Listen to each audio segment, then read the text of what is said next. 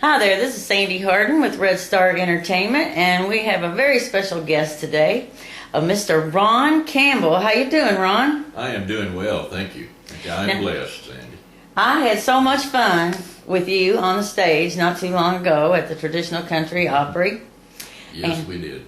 And we kind of bounced off each other as the co-host and the co-host, didn't we? We sure did, and I liked working with you because right off you said, look, you go ahead, you start it off, and I'll just come out and we'll just play it by ear. We did, and it worked out really well. That's right. Well, Yeah. What we're interested in doing today is learning a little more about Mr. Ron Campbell, about your history and you know what makes you tick. I love the business.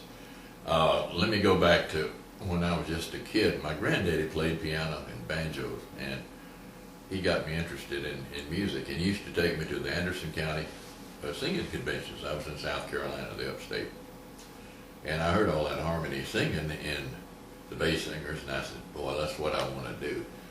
And my granddaddy influenced me a lot. He used to listen to the radio station on Sunday mornings. They'd have the quartet sing live then, and sponsored by Vim Herb and all those, tonics. And I got interested, and I followed and used to listen to the Grand Ole Opry when I was a boy, and it kept the interest up. And got in radio.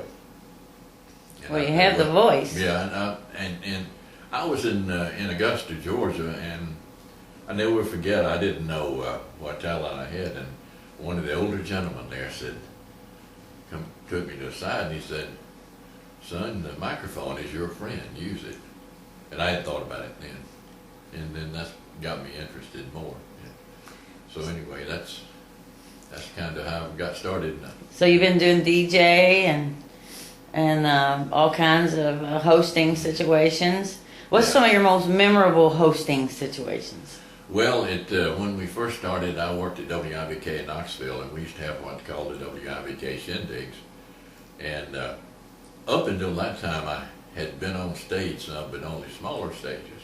That was a huge stage in the Coliseum, and got used to doing that. I was kind of a little bit afraid the first few times, but we introduced a big artist of the day, and that's where I really got started. And the most memorable, I guess, one of them, is the night they had Fats Domino and Jerry Lee Lewis on the same show. Oh my goodness, what a team.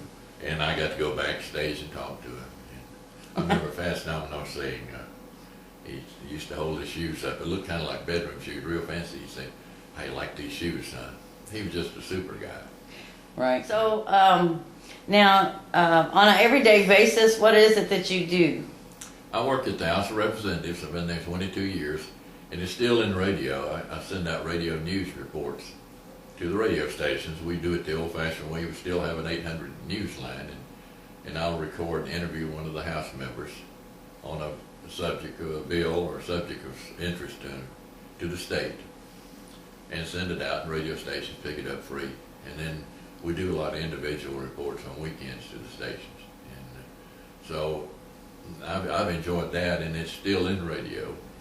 Now, how do we find that if I'm looking for that? Well, it's you can dial 1-800-426-8942, and 1-800-426-8942. We've got a Senate line. We got a Senate person, Juanita Rhodes, who used to work for Hank Snow, and her line is 1-800-222-2960, and she works for the Senate. So it's worked out real well, and we also honor some of the country music greats on the House floor, like Marty Stewart, Connie Smith, little Jimmy Dickens, people like that. So I'm still staying in it. What have you got planned in your future and as you're progressing with your career? Because you also sing. I'd like to do another CD. I did one tribute to Ernest Tubb because he was my hero, and I got to meet him when I was at WSM. I've got a 10-song CD with him, and I'd like to do a second one, doing his songs, and maybe include a couple of songs that I personally like Lonesome 77203. And include that on there. So I've got that in plans, and I've got a gospel recitation CD I'm working on. I have 8 songs recorded on that. Now, do you write as well? I'm starting to. most of the things have been given to me. People like, you know, I got this song or the right station to look at.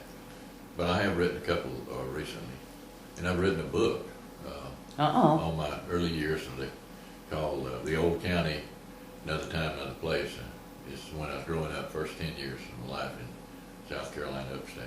Now, when do we look forward to seeing that out there where we can read it? It's out, and you can, well, I guess, contact you. But you can, I have another website too called oldtimegospelsinging.com. Right. OLD, oldtimegospelsinging.com. You can get it on there. Okay, And, so but you can buy it online. Can buy it online. It's $10 plus $2 shipping. Be $12. It's Very also good. on Amazon. Now, do you have your CDs up online so that somebody could buy them? I don't believe I do. Mostly what that website is centered on the gospel video show. Yeah. Okay. That's on a number of markets. But we can look forward to that in the near future, Yeah. I hear. Yeah, I think Right. you might help me with that. Well, since one thing I would like to ask you, because we are so lacking in mentors to the younger generation. You know, I really beg people that have been in the entertainment Yeah. industry to say things to the young people that would make a better path for them. Is there anything that you would like to share with them through your experiences, with your wisdom? Yes, it's a great business. I live for it, and it's never over. Like you said, it's never over. Fat lady sings. But if you want to be a part of this industry, be positive. Be on. You know, keep your outlook good. I don't care how many times you've tried and missed. You're gonna hit one of these days in some phase of it, and look positive on it. There's too many negative people out there that say, well, the industry's changed, but we can make a change. You can do that. You can start with the young people, start making positive change the way I've seen it when I first moved to Nashville. We were one big happy family, and of course everybody had their differences and all, but we can make a change for the better and be positive. And I don't care how many times you fail, get up and go again, because heaven knows I have. Yeah, me too.